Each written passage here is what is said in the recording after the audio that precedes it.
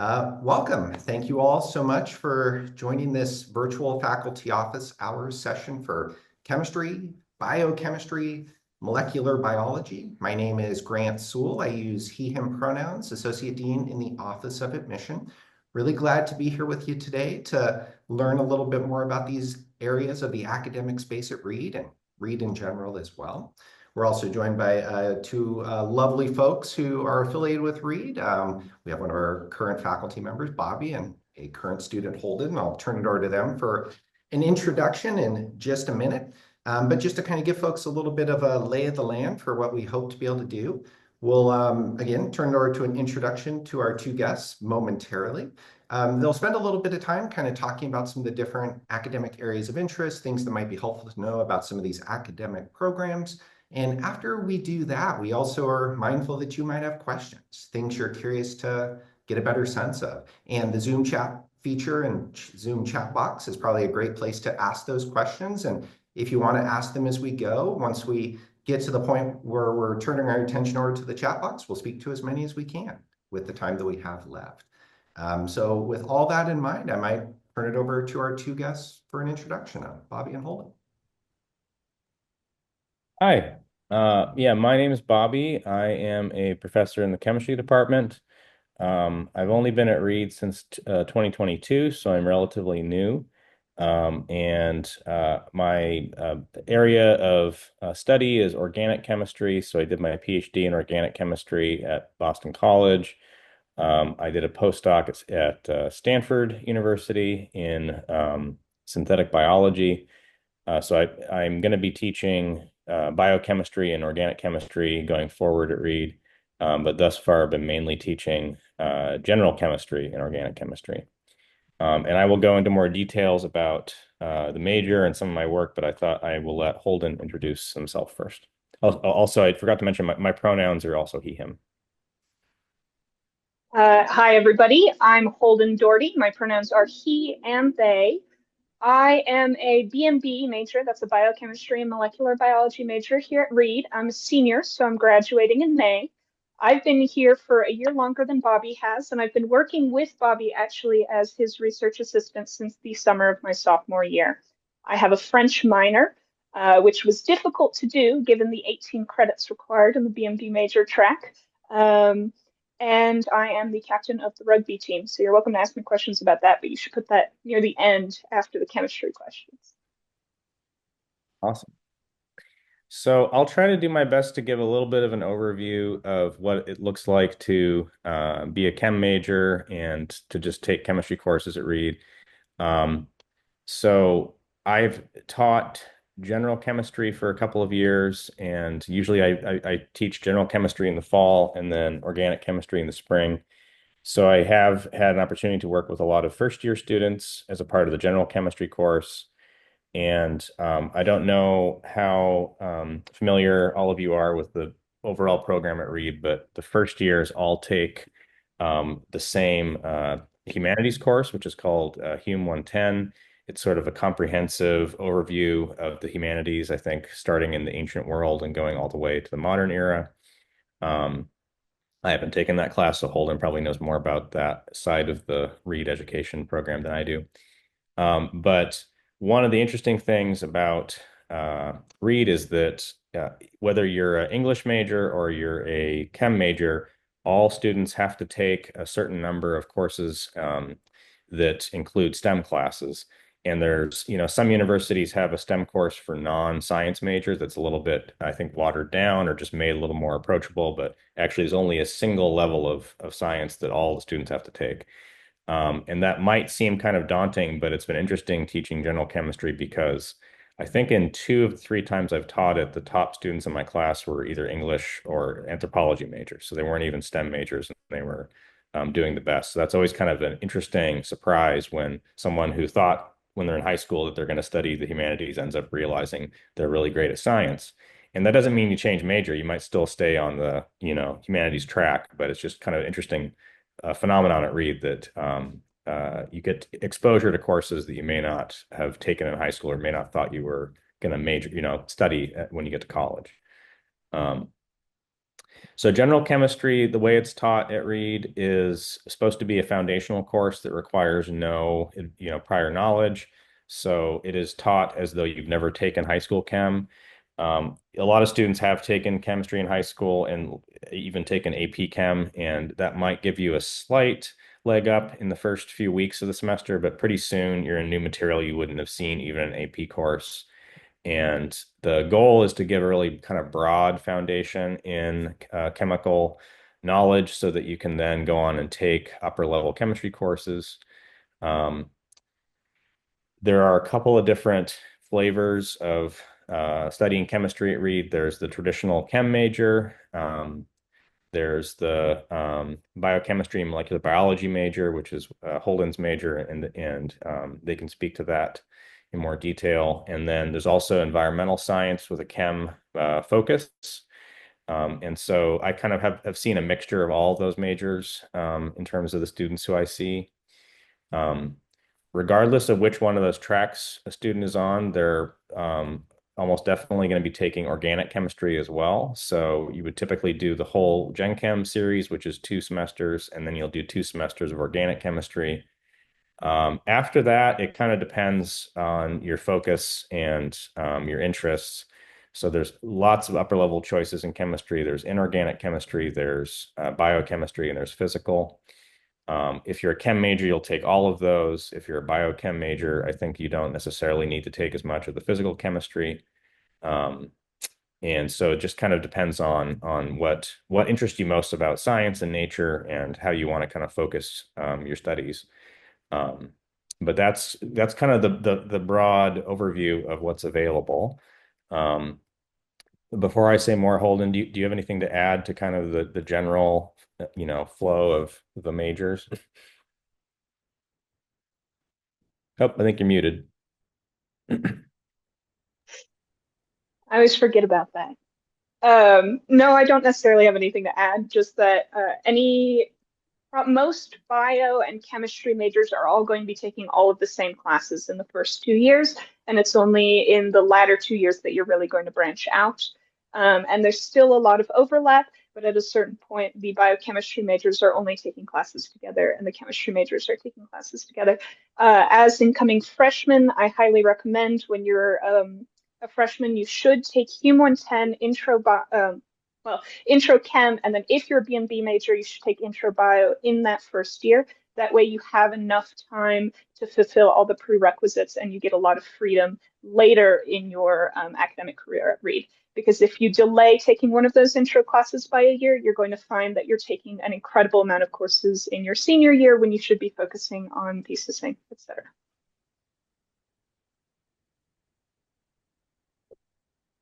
That's awesome. So the next thing I wanted to touch on is some of the other aspects of being a student at Reed in the chem department. So one thing that is, I don't know if it's how unusual it is, but it's just kind of a feature is that there's a qualifying exam for the major. So that is a event that takes place in the junior year typically. And it's an oral exam in the chemistry department. So students have kind of a weekend or a couple of days to study a paper from the chemical literature and then have to sit in a room with the faculty and talk about the paper and explain what it means. It's a little bit of kind of a high stakes scenario, although most students, I think, pass their qualifying exam and go on to become officially a chem major. But that's kind of one of the hurdles that exists as a part of the chemistry major and is also true of BMB. Bobby, I'm going to interrupt you there because you've just made the call sound really scary, and it really isn't.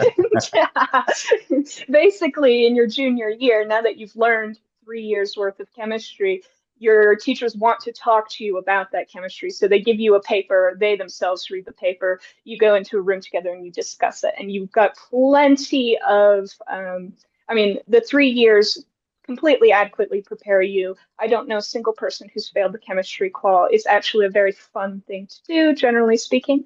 If you're a B&B major, you also have to take the bio qual, and that is a written exam, and you've got an entire weekend to do it. And it's like I want to say 4 short questions and 4 long answer questions. And that one too is quite easy, especially given how much you've been prepared. And really, it's a way for all of your teachers to make sure that you're prepared enough going into your thesis that you're not going to be treading or going in too deep over your head. This is why it's important that you're here, Holden, is that otherwise I'm going to make everything sound scary. So Exactly. thank you for correcting me. Um, so another part of Reed, which is really cool, is there is during your senior year, you get to do a very involved senior thesis project, which involves hands-on training with the faculty member who's going to train the students in kind of pretty advanced techniques in the field. So similar kinds of techniques that you would employ in graduate school, actually. And it's a course you take for credit, so it's kind of one of your regular classes as a senior. But it's a lot of hands-on lab work, and then the second semester is, I think, more focused on actually writing up that lab work and creating the document of the thesis, which is a really impressive thing that all Reed students create. It's a kind of like a original research paper. And it may include some new discovery, or it may just be a description of the progress towards trying to make a discovery. But it's a big thing that all Reed students will accomplish, is that they will finish a thesis and complete that, but by the time they graduate. So I don't know if Holden, if you want to speak to how your experience has been with thesis, or what your thoughts are. The thesis is really fun. Of course, it's only going to be fun if you pick something that you're actually interested in, which you'll have to keep in mind. I'm thesising under Bobby right now, and I'm doing a total synthesis of a compound that's a precursor for an antibiotic. I spend about 10 hours a week in the lab, um, and then I spend an additional 8 hours a week writing, and I'm hoping to come up with just what amounts to really a large 50-page long lab report. Um, and I don't know, it's very fulfilling, but really, even if I did no scientific like headway here in the thesis, you're really encouraged to just exercise your experimental muscle as a senior who's thesising, and that's what the thesis is really about. Yeah, and it's been very fun to work with Holden and my other thesis students, because I think other faculty also do this. I try to give a ton of latitude in terms of the actual design of the thesis project. So it's not just like I'm handing some predetermined thing to a student to work on. Holden got to kind of actually pitch and propose this idea and then explore it. So that's a really cool opportunity that Reed has. Um, Speaking of which, I should speak briefly to what else is happening besides organic chemistry, just to give a sense of what else is going on in the department. So my research is related, as Holden mentioned, to synthesis, which means building molecules from scratch. So we're taking chemicals that you can buy commercial bottles of, and we're making these very complicated molecules that are unavailable. Um, and the applications of these things, I'm interested in finding molecules that are new treatments for diseases. So we're working on Holden's looking at making a new antibiotic, and then I have other students working on trying to make compounds that have anti-malarial activity. So it's very kind of pharmaceutical oriented, I would say. Um, Other faculty are working on projects that are more related to inorganic chemistry, making compounds out of metals, and then seeing what kinds of catalytic reactions those metals will do.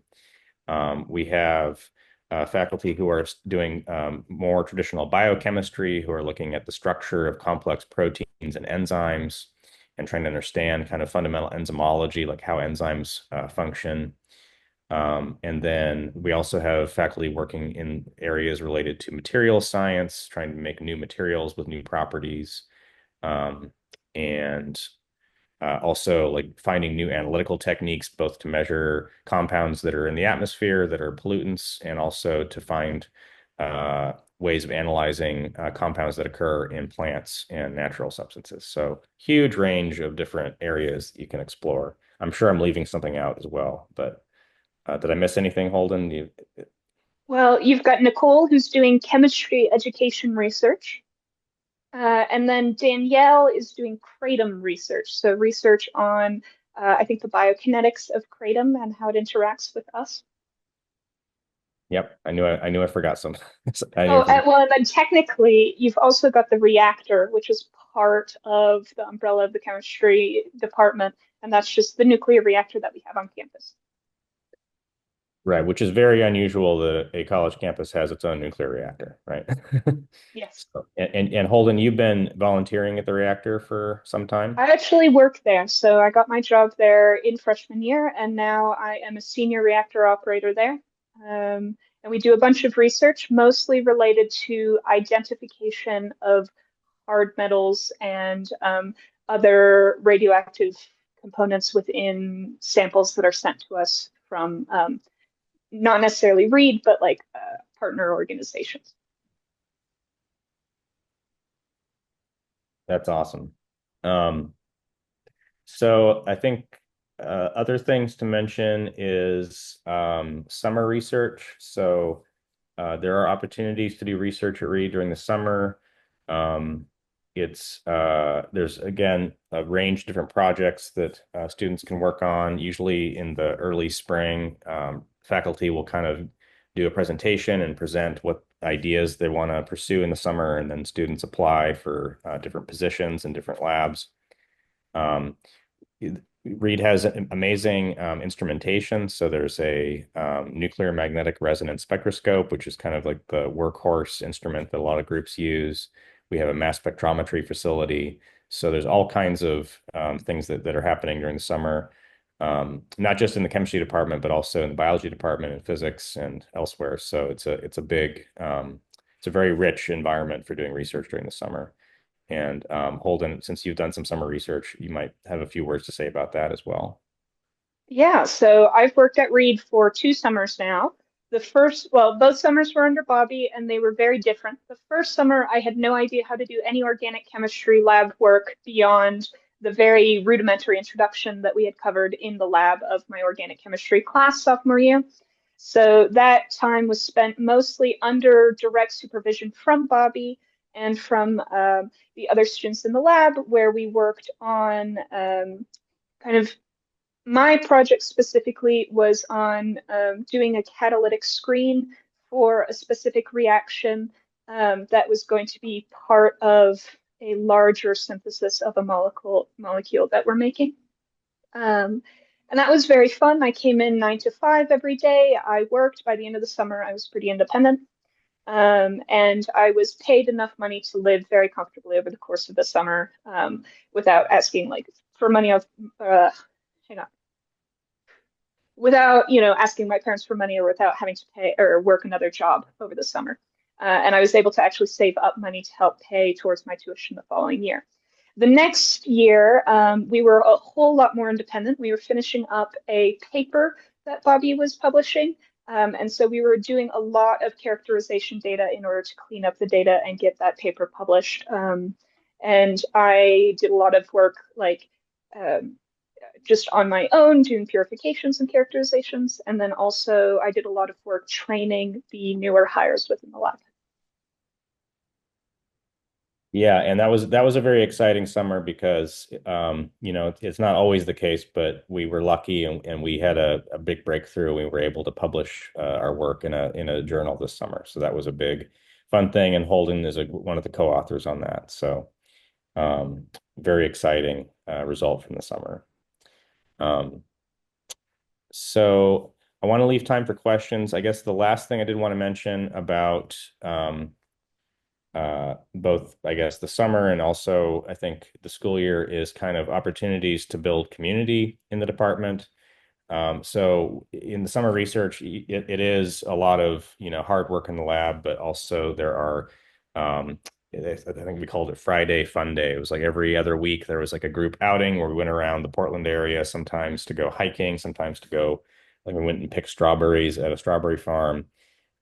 So we try to not have it just be all work all the time. There's definitely lots of opportunities to hang out together and build connections among peers and between students and faculty. And I think there are also lots of opportunities to do that during the school year as well. Holden's probably more versed in that than I am. So I don't know if you want to talk about Um, campus culture. Sure. So, I guess the first and foremost way that the chemistry department builds community is through a robust academic support system. So, we have a bunch of individual tutors that you can call upon, but also Sunday through Thursday from 7 p.m. to 9 p.m. within the chemistry lounge, which is a room dedicated towards students and their work within the chemistry building. Um, the tutors are there, and you can drop in for help with any class up until you get to the really advanced level classes, in which case sometimes you're not going to have somebody who'll help you. You just have to work with your peers. But pretty much every single evening, you can find, 15 to 20 chemistry majors in there, all doing their homework all at the same time, and it builds a huge amount of community. Um, in terms of actually fun things, because obviously academic support isn't necessarily the most fun, every year we have Nitrogen Day, which is hosted by our student chapter of the American Chemical Society, where there's hot dogs and I think what we have ice cream, and the ice cream is made on site using a nitrogen compressed gas tank. Um, and there are chemistry demonstrations. There's frequently chemistry demonstrations within the general chemistry class to keep things fun. At the end of the year, the seniors all get to fill a balloon with hydrogen or helium. Hydrogen. Probably hydrogen, and then explode it with fire, and everybody's invited to come watch. We've got weekly seminars where you can come see people who've been invited to talk about their research from a bunch of different places. So that's just generally speaking some of the many ways that we build community within only the chemistry department. That's great. Um, so I think that's all that I have to say in terms of a broad overview. I think we're both happy to take more questions and we can get into more details in the Q&A, I think. Perfect. Thank you, Bobby and Holden. And to get us started, there was a question about like the timing for research, if it can happen during the school year, or maybe that's more of a summer thing or a little bit of both. Yeah, so yeah, research does happen during the school year. It's kind of a similar process to summer research, although you do far less in terms of like hours. Like typically a student researcher during the semester would maybe only work 2 or 3 hours a week. So it's, a smaller scope of what you accomplish, but you still you apply for the position like any other on-campus job. It is compensated. And Holden, actually, you also did start working with me during the semester. Do you want to talk about how that was for you? Yeah, so I initially started working for Bobby in March, sophomore year semester, and I think that was 3 hours a week on Fridays. I remember because I missed the owl fight that year because I was too excited to come in and work with Bobby. The owl fight is a giant fight that happens unscheduled every year over a 300-pound concrete owl. Um, and I decided that that was less important than going in to hang out with Bobby and do research. And it ended up actually being less exciting because I believe that was the day we worked with pyrophorics and we almost exploded the lab. Sure. Um, so that was very fun. That was particularly helpful just because Bobby was able to supervise me for the full duration of the 3 hours. So it really helped me learn the techniques. Whereas during summer research, Bobby's attentions are split amongst multiple people, as are, a lot of the other summer research faculty. However, you get significantly less done during the school year. Of course, when you're a senior, you're putting in so many hours that you might as well be doing summer research from a like just sheer bulk um, level. And then also you can do research over the school year as part of a 4 credit program. So instead of taking 4 classes for a full load, you can take 3 classes and then put like 10 hours a week into research within a lab, so long as you get agreement with a professor. And instead of getting paid, you get class credit for that. Yep. Yeah, and I have a student who's doing a full credit independent study this semester. So usually it's a half credit, but you can do half or full credit. And you can do that with the bio department too, supposedly. There's a question about preparation for general chemistry and if maybe the recommendation of having IB Chem like under your belt might be a good prep for that. I'm going to answer this one, Bobby. I Oh, took IBHL Chem. I got a 4. Um, I I sucked at that class. I was really bad at it. My brother's currently in IBHL Chem. He's also doing very poorly. And as I look back on the material, I understand why I did poorly on the material because it's honestly, I don't like the way it is taught. You can come into Gen Chem with no understanding of any chemistry under your belt, and you will succeed so long as you put the work in. With my 4 in IB chemistry, I got A's both semester in Gen Chem at Reed. So obviously, my poor performance in high school chemistry was not necessarily a reflection on my Reed performance in chemistry or my understanding of chemistry in general. That being said, I did know some kids who took AP and IB chemistry and found that it was really helpful. I knew some kids who hadn't taken any chemistry before and felt like they were floundering. I think that's just a reflection on the fast pace of Reed classes. If you're continuously doing all the work that is assigned to you, and if you're continuously going into office hours and getting academic support, you will be fine regardless of any amount of preparation that you have coming in. yeah, and I would add, having taught a lot of first years who have taken AP Chem, I think there is an initial advantage, but it is lost pretty quickly. So it's not like you can take AP Chem and then cruise through Gen Chem because college level chemistry is just going to cover way more in-depth material than you would get even in an AP Chem class. I might say, like, first semester Gen Chem, you'll find it not easy, but at the very least, you'll be like, ah, this is a very easily manageable class so long as I do the work. Second semester is when it really ramps up, and you're like, I've never covered any of this. Um, I will say one benefit if you have taken chemistry before is that nobody has to convince you that like atoms exist. I know this was a problem with a lot of my humanities major friends who are coming into these chemistry classes. They're like, sure, I understand the theory from a purely theoretical perspective, but I'm unwilling to believe it because nobody is able to convince me that an atom exists, and therefore I'm unwilling to like digest the information and then use it. You already know that an atom exists, or at the very least, I assume that you do, and I assume that you just believe it. And so there's less work that you have to put in from that purely like uh, I don't even know what you'd call that metaphysical standpoint. There was a question about access to maybe equipment if Reed doesn't have it, if there's the opportunity to maybe connect with a partner school, a college, a university, or maybe, some type of entity out there to continue with the research that you're doing. Yes, so we have great relationship with Portland State University. We have from time to time gone over there. Actually, one of our main instruments broke, I guess, summer before last, and so we were fortunate enough to be able just to take our samples to PSU and didn't really miss much in terms of our progress. I've also gone. I have friends who teach at Willamette University in Salem, and so their chemistry department also has let us use their instrumentation. So we have really good connections in the area. Mhm. I think it was kind of dovetailing into that. I was just kind of curious, beyond PSU, if there's maybe opportunities with different industries, maybe in like the pharmacology, pharma space for students to do research. Yeah, this is kind of a new thing, at least new for me. So it hasn't officially launched yet, but I am trying to set up a collaboration with a startup company in Silicon Valley that is working on pharmaceutical research.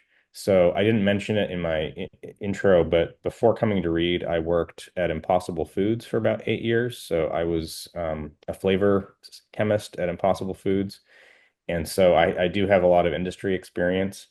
I think that I'm not the first person who's tried to do a partnership with a private company, but it is sort of a delicate issue because you have to manage things like intellectual property and making sure that, the university is able to publish everything that is discovered because the company can't, hold back any trade secrets or anything. But it's all things that can be managed and worked out. And I think it would be great to have more of that because obviously there's potentially ways that students could then have a foot in the door to an internship or just some kind of connection to the companies if we're actually doing some collaboration while they're enrolled at Reed. So that's sort of like an emerging, and I think will be an area that gets expanded, and there'll be more opportunities to do that going forward. There's a question related to publishing undergraduate research, perhaps in like a research journal, maybe it's related to the thesis, if that happens, and if there's a specific journal that it might end up in. Yeah, so I think there's lots of publication happening in the department. So we recently, as I mentioned, published a paper, and the journal is called Organic and Biomolecular Chemistry. Um, I think that there's a variety of journals that we would publish in. So Organic and Biomolecular Chemistry is a part of the Royal Society of Chemistry Journals, which is sort of the highest science journals in the UK. There's also the American Chemical Society journals, which are very common to publish in. Um, and so a whole range of avenues of where we might publish.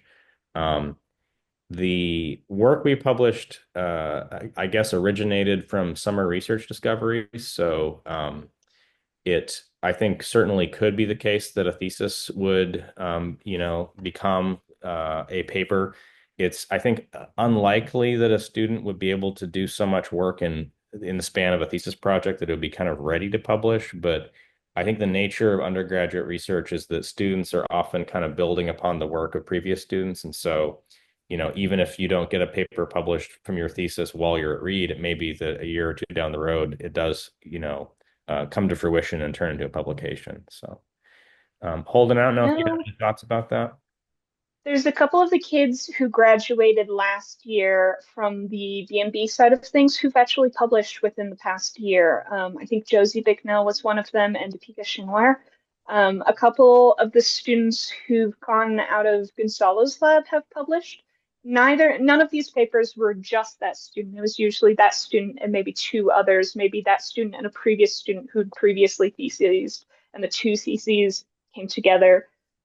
Ultimately, I think there's not, yeah, ultimately you can publish. And you'll publish where the adults are publishing. There's not some specific undergrad paper that we're publishing for. And if you want to know more about that, what you can do is we've got on our website the list of all of the staff and faculty, and you can actually look them up and find out what papers they're publishing and where they're publishing those papers. Could be a question for both of you, or whoever might want to take it. How much writing is involved in STEM focused classes? What's the writing kind of flavor feel like? Holden? Let's see. Gen Chem, no writing at all. OChem, there is kind of every time you've completed a project in lab, you have to come up with a lab report. There's a lot of hand holding initially with how to write this lab report, but by the end of the semester, the 2 semesters, you're doing it all on your own, and that's usually about 3 pages, which actually is a problem because you've got more than 3 pages worth of stuff to write about, so you have to be really concise. The biochemistry class taught by Kelly Chacon in the chemistry department actually has a lot of writing because Kelly, one of the things that she has us write about, because there's the normal exams and there's the normal problem sets that you would expect from a biochemistry class. But in addition to that, what she will do is every month or at 3 points during the class, she'll give us a paper and she'll say, I want you to write a summary of this paper. And it's not just a summary of the paper, it's in the way that if you've ever read like a larger scientific journal, they'll usually have a science communications person who will pick one paper and then will write it up in a way that's funny and interesting and very available to anybody with no specialty within the subject. And so she wants us to make a summary of that. Something similar to that for all of the paper that she picks, which is actually really interesting because it's a great way to train us for a variety of different jobs post. I know in my cell bio class, we had to write 3 grants for various papers that he picked, so that was quite a lot of writing. Though we're not going to be writing essays or anything. It's going to be very science-based writing focused. There will be a lot of writing in the remainder of your classes, though, that are not within your major that you're taking for your Group 1 and your Group 2 requirements. And the only thing I would add is the thesis is a pretty substantial piece of writing. So the format of the thesis is generally that the introductory chapter is almost like the students have written kind of like a mini review article on the subject. So lots of deep literature searching, really thoroughly referenced. And then obviously the rest of the thesis, it reads a bit like an extended, journal article. So definitely scientific writing is a skill that everyone is going to, build while they're here and take forward after they leave, I think. I guess I'll say one thing, and Grant's not going to like me for saying this, but if you don't like writing, don't come to read. Just, just because you're going to have to write so much for the remainder of your classes and also for your science, like even though you're writing less for your science classes, if you don't like writing, you're just not going to have a very fun time. You may grow to like it, obviously, but. Well, that's always the hope, right? I had a question here about students maybe having the opportunity as a first-year student to work in a chem lab, maybe as an assistant, if that's a possibility. Yes, that is a possibility. So I had a couple of students, I guess just one during the semester and then one. So technically, that was the summer after their first year, but one who was a first year was worked for me during the semester. I think it would be hard to start doing research if you haven't taken Gen Chem, at least like the first semester of Gen Chem. Because one of the things that's important to me when I take on students is I don't ever want a student to be doing something in the lab and not understand what they're doing. It's like not understand the theory that underlies it. And if you're not really familiar with drawing molecules and understanding the structure of organic molecules, I think it's very hard to understand even the theory of what's happening. Um, so I don't think I would say that someone fresh out of high school couldn't do it, but I think that you'd have to have a pretty strong, existing background in order to be able to do it right out of high school. But certainly during the spring semester, your first year, you'd be ready to be in the lab. There was a question about opportunities at Reed for learning and researching polymer chemistry, what that may or may not look I don't do polymer chemistry unless it's by accident. We do unfortunately accidentally polymerize things and then get very upset. But I know some chemists love it when polymers, and that's what they live for, is for polymers to form. I think that Gonzalo has been doing research related to some polymerization chemistry. Um, so it's taught to some extent in OChem, like we teach a little bit of polymerization reactions, but I think Gonzalo's group might be the only one who's directly working on it. Holden, do you know any other groups that are doing work related to polymers? As far as I'm aware, Gonzalo is the only group. Most of the professors are willing to talk to you about any subject in chemistry so long as they themselves feel comfortable in that subject. So even if there's no active research going on that you can be a part of, you can always still discuss it and talk about it, or maybe even design an experiment through your own research. And then over the summer, you don't have to work at Reed to get research experience. You can get summer internships and research experiences for undergrads elsewhere. And so that could be a time when you decide, hey, I'm going to go into, polymer research. Question about, is machine learning used in conjunction with chemistry at Reed? Yes. Yeah, go for it. But maybe not anymore. I know I was talking with Clement, who is thesising spring fall, and Clement is using machine learning to analyze like a body of 300,000 different like reactivity sites in a bunch of proteins under Thomas.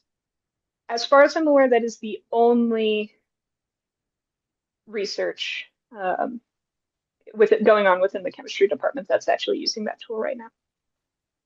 Yeah, machine learning is an exciting and I think pretty new tool that, for at least for inorganic chemistry, I know that it's something that people are trying to bring into OChem research. Thomas is a faculty member who is doing computational chemistry, and so we currently do have at least one faculty member who's doing that. I do a little bit of dabbling in computational chemistry, but it's with collaborators, so I'm not myself able to do computational chemistry, but it's something we're certainly interested in exploring. Question about opportunities for study abroad, for students who might be in one of these spaces and what that might look Holden? I studied abroad in my junior year in Paris. Now, obviously, the difficulty if you are a biochemistry major, and also to a certain extent a chemistry major, is you have 18 credits that you need to accomplish. And with 4 credits per year, that basically fills all of your time up until senior year. But I was able to reshuffle my schedule around so that I could take a study abroad semester in junior year so long as I took most of my group one requirements, so my language and literature requirements in France. And then I was able to take a biochemistry class that was able to substitute for one of the biochemistry courses at Reed that was a requirement for my major. Of course, the difficulty with that is you do have to speak French if you go to France. I know that they've got some courses at the University of Lille that will also fulfill a chemistry major. I know that Zamira, who's doing neuroscience, which has a lot of chemistry and biochemistry, took some science classes in Denmark at the University of Copenhagen. And I think also there's some opportunities in Germany, but you have to speak German, and in Ireland at the Trinity College.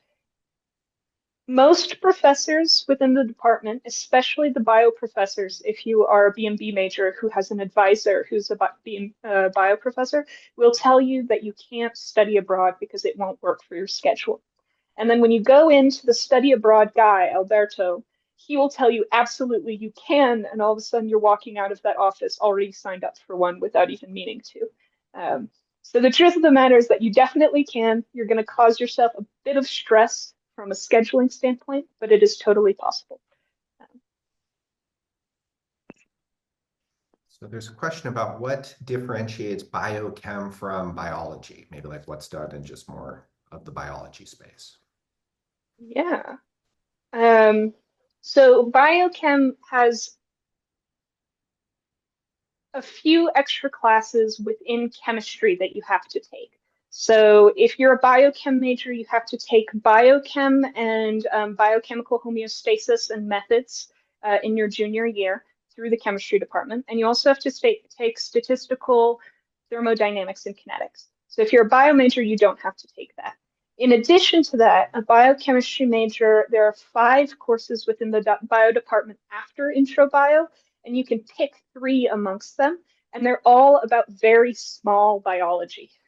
Obviously, the molecular biology component of that. So that's, genetics, that's developmental bio, that's microbiology, that's cell biology.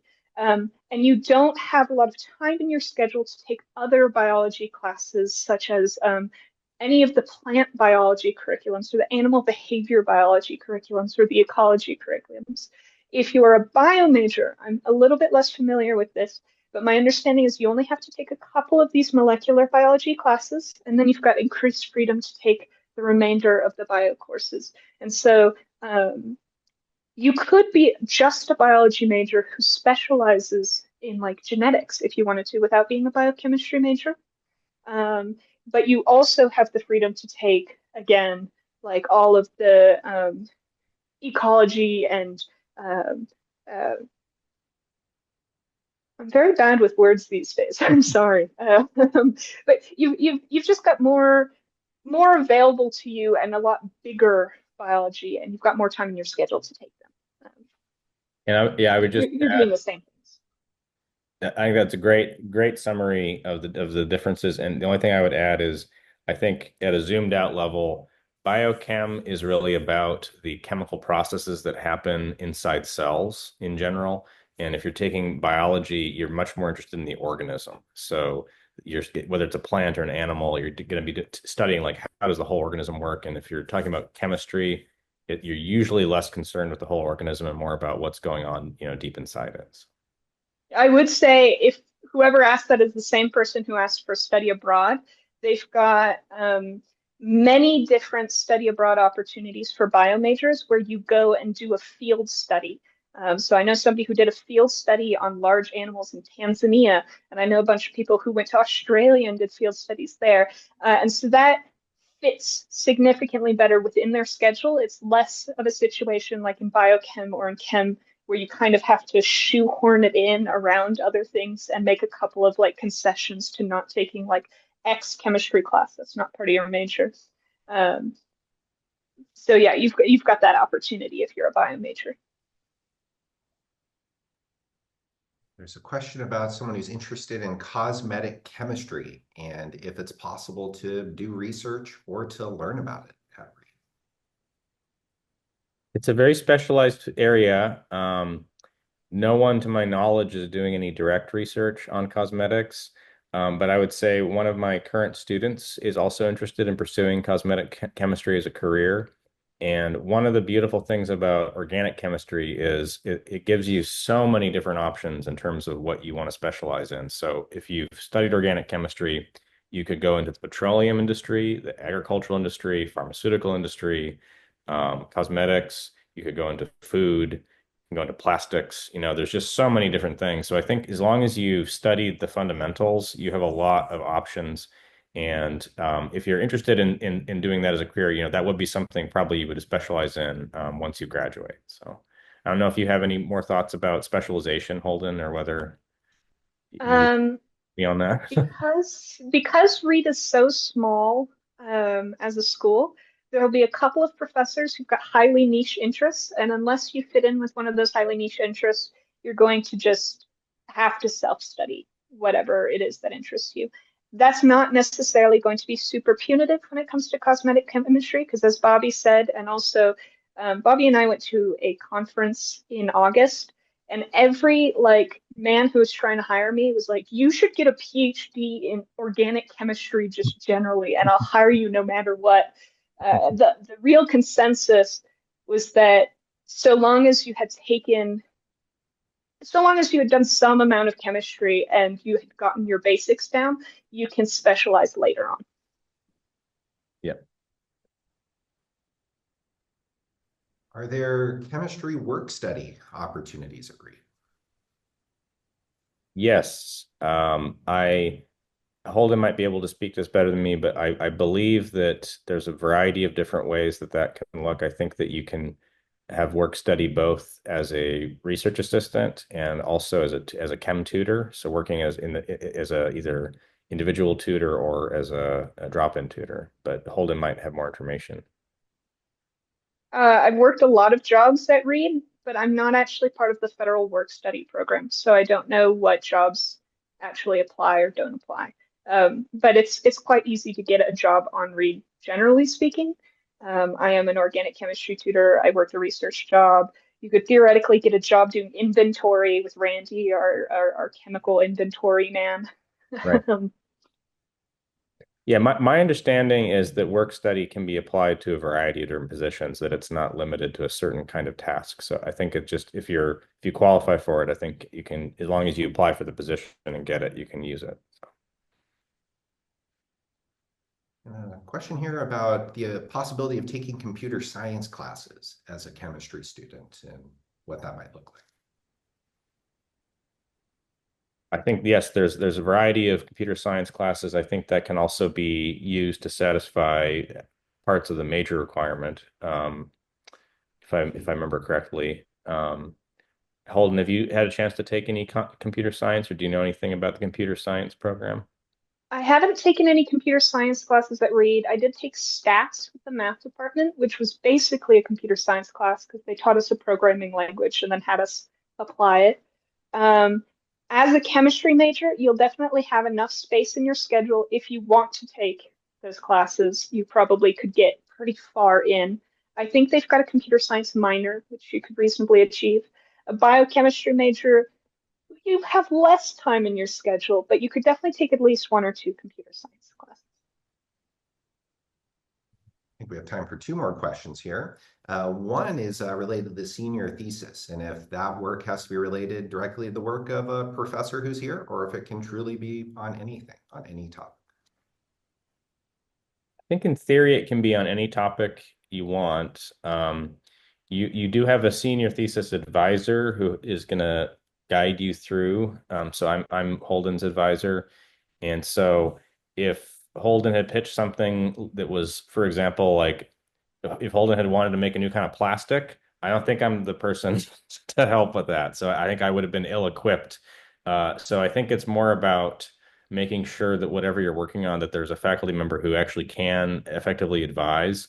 There also might be some projects that are beyond the scope of what can be done at Reed. We have a pretty extensive battery of equipment that can be employed. But if it was something like that required a particle collider or something, you wouldn't be able to do that at Reed. But I don't know if Holden, if do you know any kind of more outlandish projects you've heard about over the years that people have done? Um, well, I know there's a physics student right now who's doing physics of pool. And as far as I'm aware, there's no physics professor who's specifically, on the physics of pool. So he probably just found somebody who vaguely understood what his methods were. Um, Within the chemistry department, Auden is works with me at the reactor and is doing quantum dots as neutron detectors. There's no chemical faculty who can advise Auden on this from I know how to do this and I've got a background in this. But because Auden has done so much extensive background research, Auden was able to still pitch this idea to one of the biochemists, and the biochemists were like, I'm not really going to be able to help you on this, but I'm still going to be your advisor and I'll let you do whatever the hell you want. Um, so yeah, there is some leeway as you approach your senior thesis. It might be easier to just find a project that somebody is already working on, and attach yourself to that. I know my project with Bobby. Bobby was not working on this project until I came along, but it is still within the scope of Bobby's competencies and trainings, and also mine. If you have done sufficient research and can do a good enough pitch, people will let you do anything, though. Yep. And the last question for both of you, what is it you love about Reed? I think that's really hard to say succinctly. I think what I love most about Reed is the interdisciplinary environment that exists here. Like I got invited to uh, do a collaboration with a professor in philosophy and was involved in the Hume 110 course for a kind of a one-off. I've also spoken in a ancient philosophy class. And I don't think that's very common in colleges for a chem professor or a science professor to be invited to work in the ancient philosophy department. That's unusual. And I think that just shows you how integrated and connected the whole campus is as an intellectual environment. Two things. The first is how upper level classes are structured. Many professors will structure their upper level classes as almost an essay that they have to get throughout the course of the semester. And so what will happen is the course will almost flow as if you are doing the research with them, and you're coming across these firsthand sources in order to construct over the course of the 3 months an argument. And so this happens in all classes. In microbiology, I took the course, and it first was like an introduction to all of what microbiology was, and then slowly accumulated until it was this massive, deriding anti-microbe resistance and non-efficacious use of antibiotics, to the point where it felt like the whole class had been just funneling towards this distinct purpose. I took advanced synth, and the same thing happened where initially it was just about the individual components, and all of it built off of each other until it formed one cohesive whole. I took an uncanny literatures class where we learned about 18th century uncanny in French literature that was just a single it had a single running theme throughout the course, and you felt very much like you were helping the professor come to an argument, and it was insane as the epiphanies would like land upon you. So the academic nature of the college is really special to me. Secondly, I really like the buy-in from the students. Reed students typically have this caliber where they're so eager to get involved, they're so eager to volunteer and to construct beautiful art and beautiful ideas, and great traditions also that are just very weird and wouldn't happen anywhere else. So, well, I want to offer a tremendous thank you to Holden and Bobby for spending some time with us today and sharing a lot of their wonderful insights. And a big thank you to you all for making some time to learn more about some of these academic programs, but just read in general. We'll have more faculty office hours, so please keep a lookout for those. Sign up for more if they jump out to you, in addition to conversations with the college president, student panels, ways to continue to get to know Reed. But with that, I want to offer a tremendous thank you to you all, and I hope you have a great rest of your day. Thank you. Take Thank care. you.